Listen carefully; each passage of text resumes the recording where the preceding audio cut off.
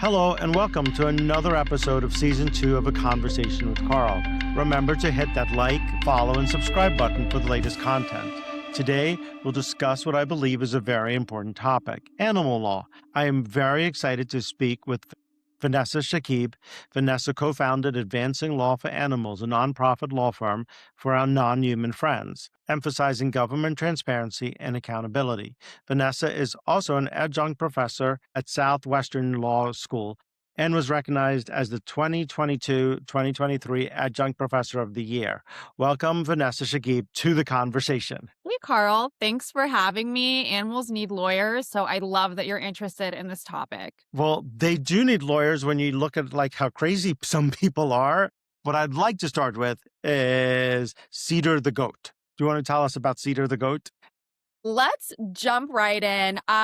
This is a very long story that I'm going to try and make short because we have a lot of characters. The plot spans several weeks, but here's the bottom line. Most people do not know that there is a government-administered youth program where children buy baby animals, raise that baby animal every day, fall in love with the animal, and then auction that animal off for lunch meat. This is a program that is still happening in the US. It's called the 4-H program. Some kids and families do well in it.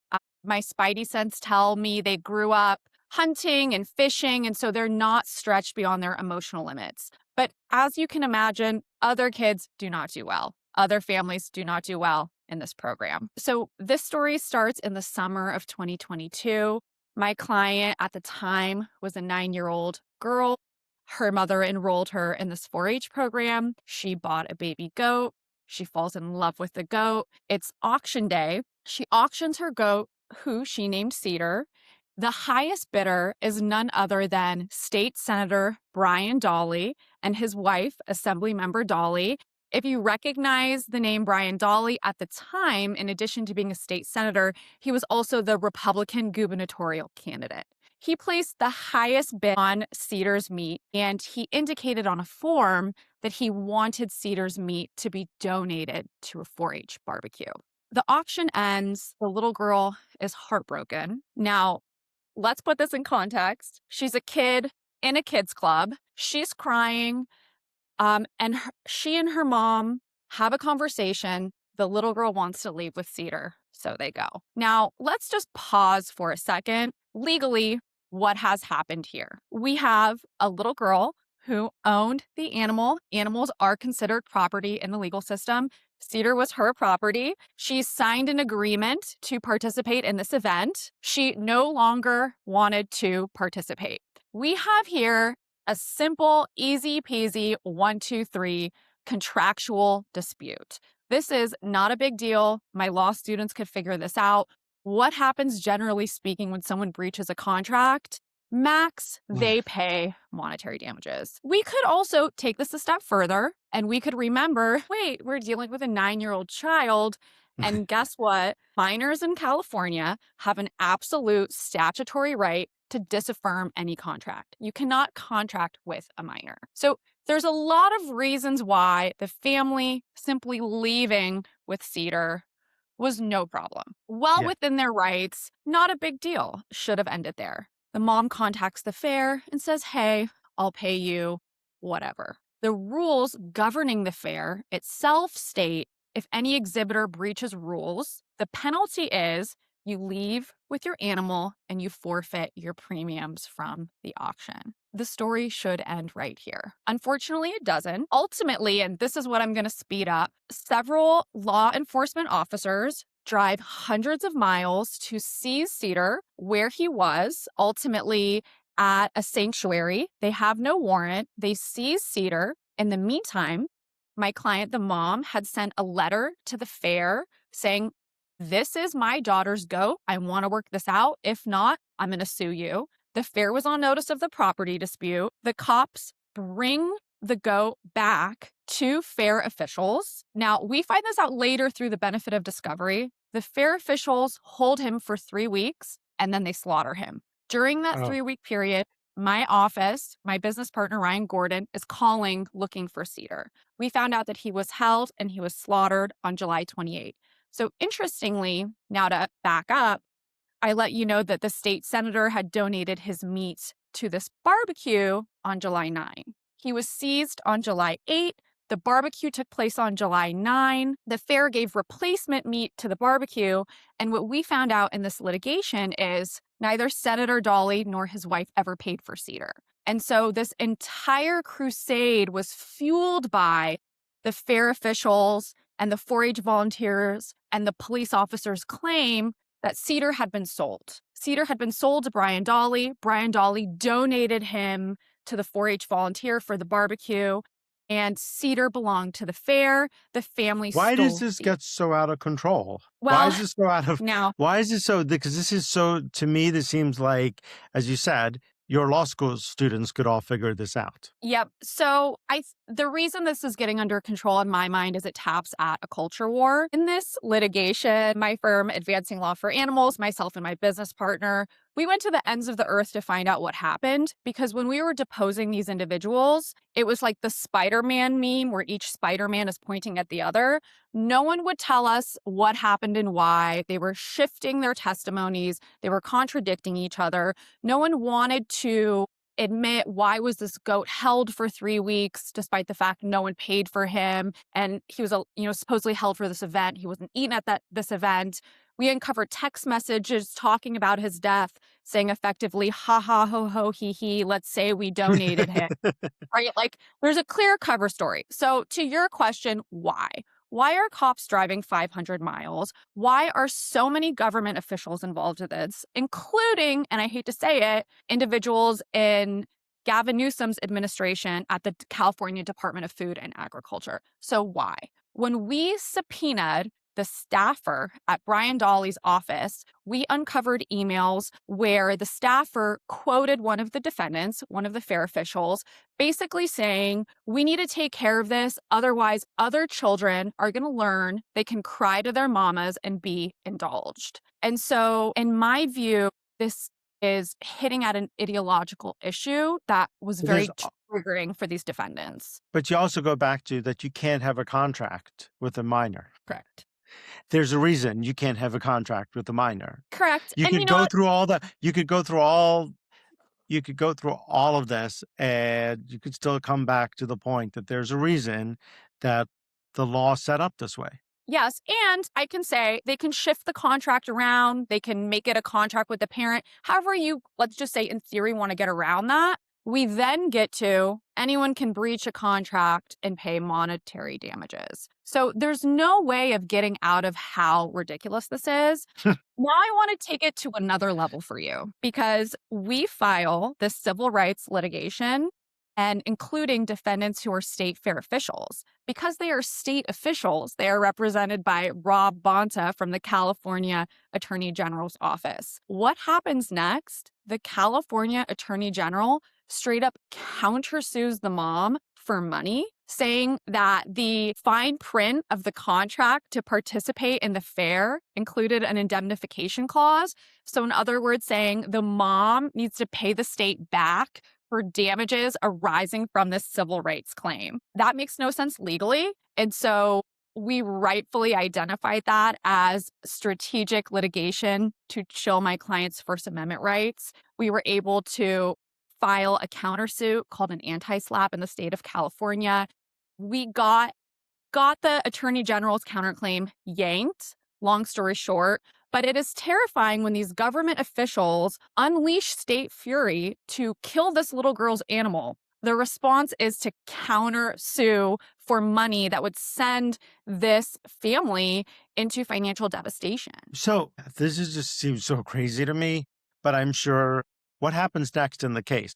Yeah. So to bring you up to speed, this has been going on for about 4 years. We reached a settlement with the Shasta County Sheriff's Office and those officers for $300,000. That is the largest monetary recovery for an illegally slaughtered farmed animal to date. No amount of money, though, can bring Cedar back. We are still litigating, though, against the remaining defendants. And those remaining defendants are the state fair officials, as well as the 4-H volunteer who we allege worked in conspiracy with government officials to violate this family's constitutional rights. So recently, those remaining state fair officials and that 4-H volunteer filed a motion for summary judgment. The judge granted that, which essentially kicks our case out of court. So we are appealing that to the Ninth Circuit Court of Appeal, and our opening brief will be filed Monday. So let's change topic, because you like to say I'm going to break everything down for you on your Insta page. Why? Like, I understand why someone wants a goat. I can understand why someone wants some animals, but I saw like one of the videos that you had up was someone having an alligator in Florida. Why are people taking animals that are so dangerous? Yeah, that's a Do you great question. find this? Yeah, so I will say that specific Instagram reel about the Naples grandmother, that Yeah. account is an AI account. However, it does stand in for the reality of people owning exotic animals. Most of us, I don't know about you, were watching Tiger King during Yes. COVID. So we do see people across the United States owning exotic animals who can be dangerous. Why is this happening? It's a great question. I think it stems from an internal feeling, right, that we as humans are entitled to animals for our entertainment. They're here for us. It's really not taking into consideration the animals' needs. It's also not taking into consideration where are these animals coming from. Many of them are coming from large-scale commercial breeding operations, low welfare breeding operations. And so what's happening behind the scenes isn't pretty. It's also not pretty when people get their hands on exotic animals and learn they can't properly care for them. We saw that in Chimp Crazy, a documentary detailing a woman who owned chimps and how those chimps were suffering and the lengths she went to keep them. But that's And not so their I think it habitat. stems from a belief. Yeah, It's that's not not their their habitat. habitat, and that's where they should be. They should be in their habitat. Like, could understand putting a dog, a cat in my house. I don't understand putting a chimp, a chimp in my house. It's a very selfish perspective, Yes. in my opinion, that Yeah. someone wants titillation and entertainment of an animal who does not belong in their home. And again, these people also don't have the funds to properly care for these animals. So we're seeing them in tiny enclosures that deny them their species specific behavior and the proper enrichment that they require for a robust life. Yeah. Let's change topics and talk about the evolution over time of animal law. Mm. And when humans first acknowledged the need for legal protections This is a for great question. non-humans. I love this question because it takes people by surprise. Let's talk about the evolution of animal law. So, from the beginning of our legal system, we have seen disputes over animals. So, animals have been a part of legal disputes since the beginning of time for our system. And why is that? Because animals are considered property. So, early legal disputes around animals centered around you killed my cow. Who owns this wildlife? Things like that, because animals are considered property. It wasn't until around the 1970s that we see this new legal trend. A really exciting time, if you were there, where lawyers and law students were coming together and they were rethinking the law. They were rethinking about the law in terms of the animal's perspective and turning the animal into a de facto client. And so that's when our paradigm of animal law or animal rights law emerged. That being said, concern for animal cruelty is also quite old in the US. The first state anti-cruelty statute was passed in, I think, around 1820. I believe it's the state of New York. So in the 1830s and beyond, we see states passing anti-cruelty statutes. We get our first large federal animal welfare bill in the 1960s, the Animal Welfare Act, although it doesn't protect all animals, only some. And so in our legal system, animals have always been a part of it, What but can it I is ask? more recent, relatively. Yeah, I was going to ask, what animals does it protect? Okay, so let's talk about specifically the federal animal Welfare Act. Okay. Roughly speaking, that's going to govern animals in laboratories.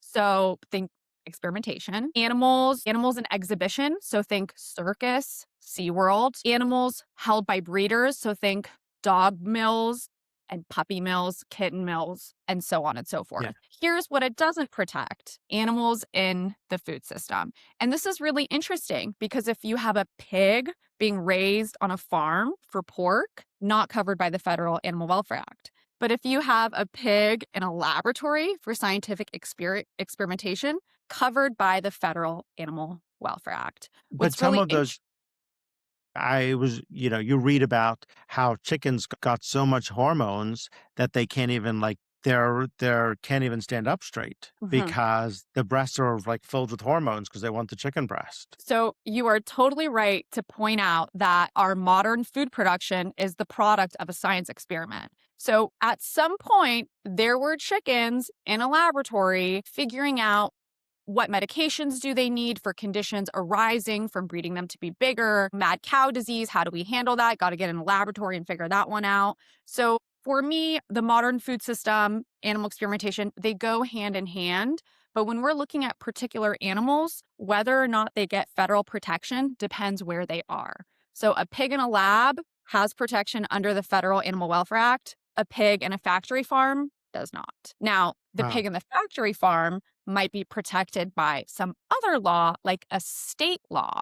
So if that pig is in California, that pig is entitled to some minimum welfare and space under California's Prop 12.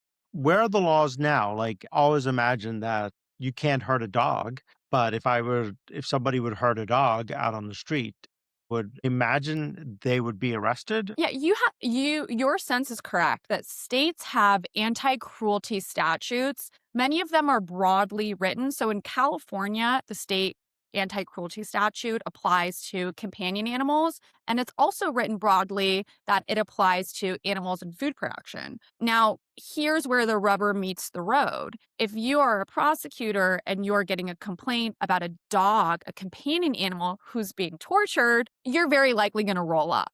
However, if you Yeah. are a prosecutor and you've received information about an undercover investigation and revealing cruelty in a Foster Farms hatchery, as my client did, then you're going to not take any action. So we're seeing reports of cruelty move forward involving companion animals, but not food animals in large part. Yeah.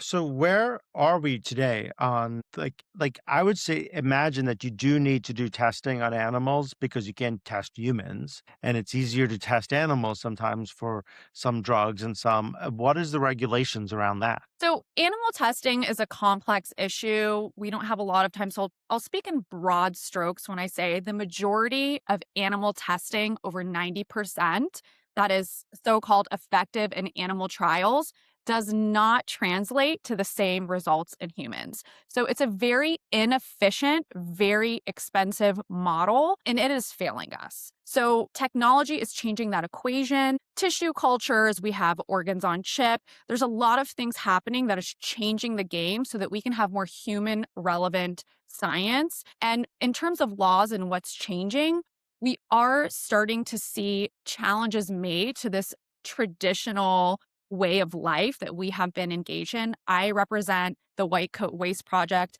a taxpayer watchdog group that has done such excellent work with federal agencies and really achieving landmark change. The EPA has committed to a 2035 phase out of mammalian testing due to White Coat's work. The Navy has banned experiments on dogs and cats. The CDC has closed its in house primate center, and the VA is ending dog, cat, and primate research. So we are seeing movement there from the federal agencies. We're seeing movement from science and human relevant methodologies that are gaining momentum and more expansive now than ever. And so we're looking at a future that's quite different for animals in laboratories. I mean, I was at a coffee shop this morning and this man had his dog with him and he was talking about how his dog was supposed to be police dog. We kind of need those but he failed the test. He was laughing because he said his dog failed the test, so they put him up for adoption, and then he adopted the dog. We're yeah, we're in a day and age where technology can replace these services that we may have Okay. traditionally relied on animals for. I mean, we used to have animals pulling plows in the field. Now we have industrialized agriculture. So we are in a different time, and we can go down the list of how we've used animals, and we can question, how does technology now negate that? But what states are really backwards and need to become more progressive in laws, and what states are really ahead of the curve? Well, I'd like to redirect that a little bit to talk about what's happening to states that are ahead of the curve and the current tug of war that we are in, Okay. and the threat that more progressive welfare laws for farmed animals faces. Let's use California as the example. California passed Proposition 12, which included minimum space and welfare requirements for breeding pigs and egg laying hens, as well as veal calves. When we passed this law, what happened? The pork industry came and sued, saying that that law violates the Dormant Commerce Clause. In 2023, a conservative Supreme Court says, no, Prop 12 is all good. There's no constitutional issue with Prop 12. So, what has happened since? There have been several efforts, every congressional session since, Republican led efforts to pass a federal bill that would knock out Proposition 12 in California and similar laws in other states. And so traditionally, these laws have been introduced as standalone laws and they have not passed. So what's happened is industry got a little bit sneakier. So what we are currently facing and why you should call your member of Congress is because right now, buried on page 744 of the Farm Bill is something called the Save Our Bacon Act. And so if this language snuck in the Farm Bill passes, it would knock out every state, of which I think there are 11 currently, that ban or are phasing out of gestation crates for pigs. And so we're seeing industry seeing the writing at the wall. At the state level, it's been lost, and they're pursuing a Band-Aid at the federal level to circumvent what most people, what most consumers want, animals who are treated better. What does the future of animal law look like to you? It's a great question, and I think it depends on a couple things. Like I said, we are in a tug of war over farmed animal welfare standards. What happens in this tug of war? If we continue to see state sovereignty, I think we are headed in an upward trajectory. Like I said, a number of states are banning crates for pigs. They're setting forth higher standards for egg laying hens. We also see two states, California and Washington, have banned octopus farming. There's about 6 states that currently have a ban pending. So we're seeing a lot of rigor at the state level. And when we look at animals in other contexts, like scientific experimentation, I expect a lot of changes due to technology, and I'm expecting a lot of changes as federal agencies continue to change their policies that have downstream effects. What do you want to see happen in the future? Like, what's the number one thing that you would like to be if you could go to Congress right now and write a bill and get it passed? What would that be? There are so many bills. Look, I could give you the pie in the sky answer of I want all animals to be free and happy. But if we want to talk, where does rubber meet the road? Something that I'm very passionate about is animals in laboratories. And I mentioned to you that the Federal Animal Welfare Act protects animals in labs, but it has a carve out for the number one animal in labs, rats and mice. So that law doesn't even protect the majority of animals in laboratories Yeah. because of these carve outs. We can look similarly at the Federal Humane Methods of Slaughter Act. That doesn't concern how animals are raised, it only concerns how animals are slaughtered. Bewilderingly, it exempts chickens, poultry, even though that poultry is the number one most consumed meat in the United States. So even the laws that we have some big loopholes that need to be filled. Wow. That's like fascinating when you think of it that way, like you're leaving out chickens. Right. As we wrap up, is there anything that I should have asked you that I did not ask you? And I'm sure there's many questions that I could, and we could talk for hours about this. Yeah, I just want to make a plug for any of the lawyers and law students listening. Animal law is a multidisciplinary field that is emerging that the majority of the public, consumers, journalists, lawyers, and even judges haven't really heard of. It's a wonderful area of practice, and actually, any field of law is animal law. And so I encourage lawyers to look into how what they do could be expanded to include animals. Well, so much bigger than you think about it, because you're not really thinking if you're living in your little world and you're not thinking about the cows, the pigs, how they're making the food. You're not thinking about chickens. You're not thinking about all those things. And those need protection.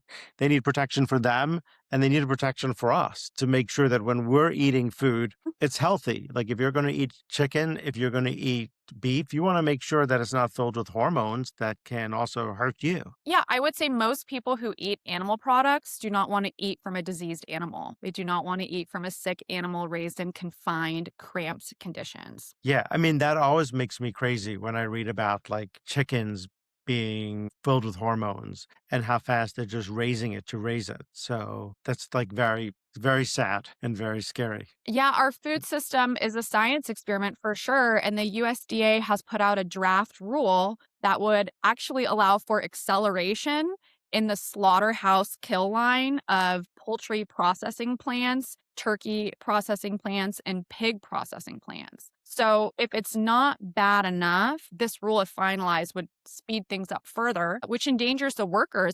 A lot of people don't know. Fun fact, and by fun, I mean scary, slaughterhouses are one of the most dangerous jobs you can have in this country because there's so many animals moving and the speed is so fast. Yeah. Workers are facing a really high rate of laceration, amputation, cuts. We don't need to speed this up for the animals, for the workers, for the public. Vanessa Shakib, thank you so much for joining me today. The organization is Advancing Law for Animals, where you co founded. You could find that online, and I'll put the link in the bio below. Thank you also for joining me out there. As always, let me know what you think. Put your thoughts in the comments. And until next time, everyone, be safe. Thanks so much.